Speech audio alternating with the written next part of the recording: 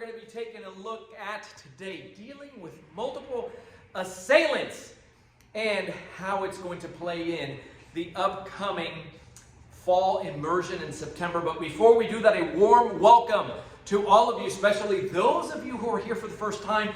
Before we both forget, hit the subscribe button and the bell icon so that you don't miss any future content. And please take advantage of the free resource that is the no-cost cane clarity call. Text CCC. Text the letter CCC to 305-745-7839 so we can jump on a call, listen to where it is that you're at. I'm brand new to this, or I've been watching it for a while, or I'm an instructor and I want to learn how to better serve my audience with your curriculums. Let's have a conversation about that so that when you walk out of there with a plan and know exactly what to do next. So in the fall, we hold, for those of you that are unfamiliar with, worldwide immersions here in Miami, Florida, ACSD headquarters. And we hold one in the winter is in February. That just happened. And we have one coming up in the fall in September. And the theme to that one is the path to mastery. And it doesn't mean that when you walk out of there, you're going to walk out with master credentials, although some of you may very well who are working in the advanced curriculum, you're moving over to masters. We know it's going to be a historical event, and that's all I'm going to say right now up to this point. But let's take a look. What I want to open your eyes to here, which is going to be the theme of this immersion, is how a lot of what you're doing within your curriculums in ACSD, and for those of you that are watching this for the first time and you're not familiar with our structure and our methods, there's going to be some nomenclature that I'll call out, names and things that you are not familiar with, but you'll still get an appreciation, I think, for the detail and the authenticity of the original ACSD curriculum. Right? And so let's take a look here at, for instance, that opening scenario where you're dealing with multiple attackers, American cane self-defense, two concerns straight off. It is a tool system, right? We use tools. Bad guys use weapons. So this first, and then the tool teaches you the empty hand. And the second concern is dealing with multiple assailants. It was never designed just to deal one-on-one, right? Or just cane. But in this case, there's an assailant coming in here. It's very spontaneous. And you go to do this, and this younger, faster, stronger guy jams you up here. And now you're going to do something, or number one, either he's going to pull this from you and knock you off center, or you're going to see some cane locking out there, and you're going to try to do this away from your center, or he's going to push you, right? And so going to knock you off. The application that I did here, let's take a look. Once you do this, see, here's the first problem that we have in moving over. I'm going to go ahead and I'm going to ask that we tilt down a little bit so we see what's going on. So the minute we do this, he feels pretty secure. So up here a little bit, I'll go ahead and guide you with that. Here, right, and the cane comes over. Now guys, we've been doing this from day one. Yes, this is a plus if you have.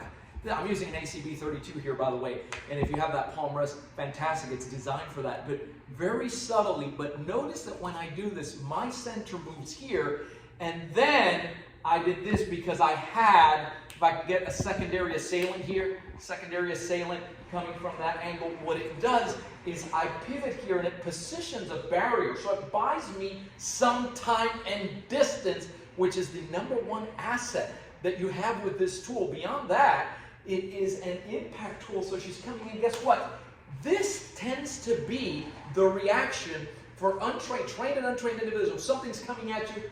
Whoa, she just caught that. She didn't know it was coming. Thank God she caught it with her hands. If not, I'm going to be in big trouble. There's no defending that. So I come here. Oh, it does this.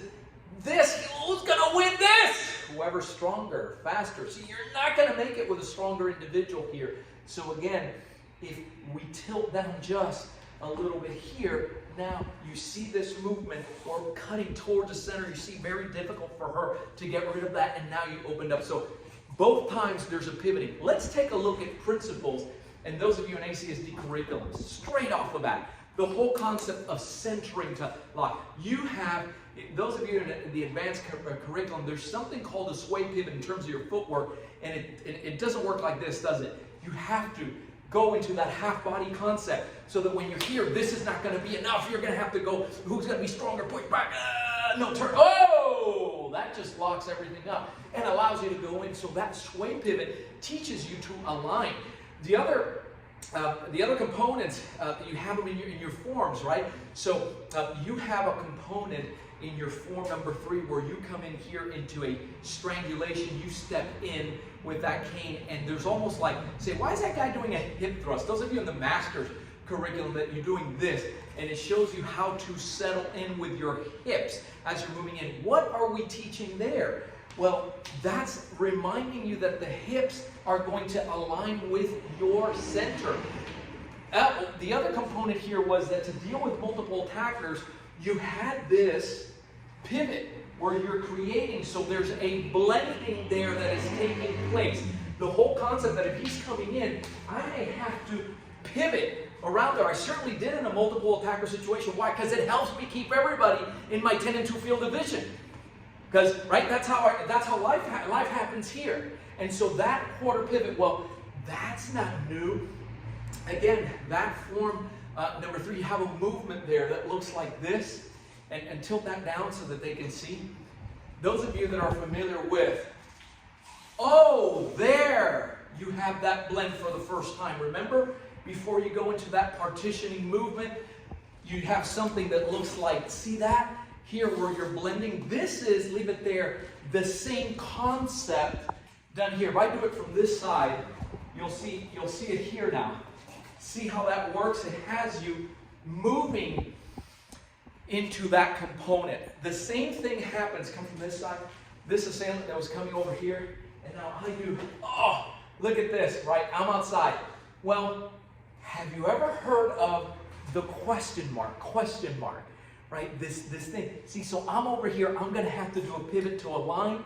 His arms are trapped here. He goes to cock back with this hand, oh, but it locks him up. This is that component of that figure 8. You're 1 on a figure 8. But not only that, it teaches you something called question mark. And those of you in module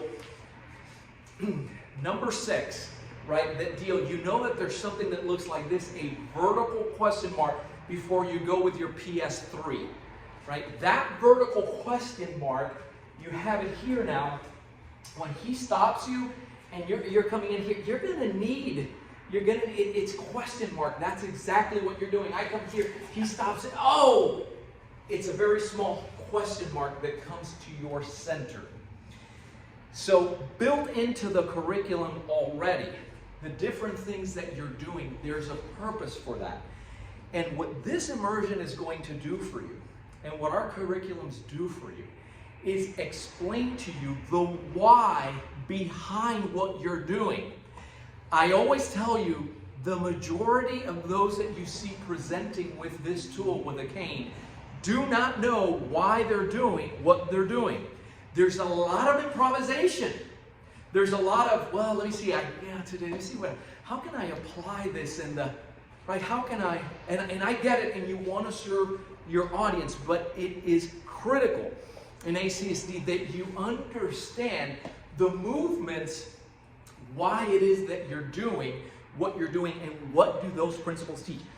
We are not known, ACSD does not contain long martial art, kicking and punching in forms and coming up here. We don't have movements like that.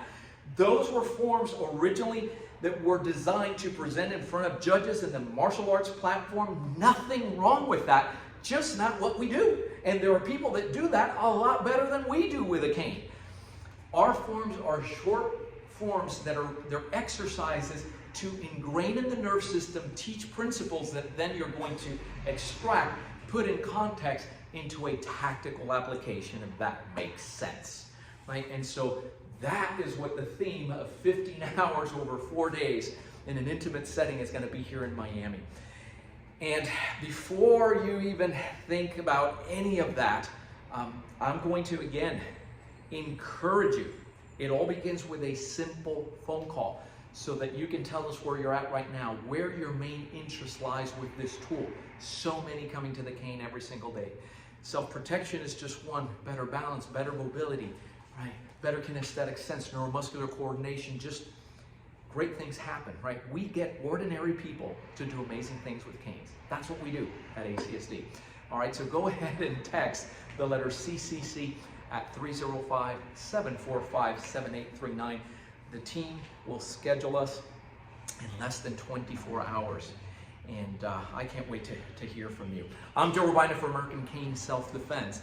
And by the way, if you have an interest in that upcoming immersion, you can go ahead. Our 800 number is 800-289-8188. We'll go ahead and jump on a call and answer all your questions. For now, keep caning and stay safe.